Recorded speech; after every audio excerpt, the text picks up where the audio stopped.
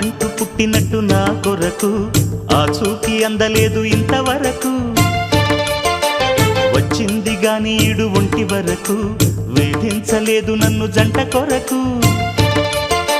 చూశాక ఒక్కసారి ఇంత వెలుగు నా వంక రాను అంది కంటి కునుకు. ఈ అల్లరి గారడి నీ లీల అనుకోనా, నీ పేరు ప్రేమ అవునా, ఇవాళే నిన్ను పోల్చుకున్నా.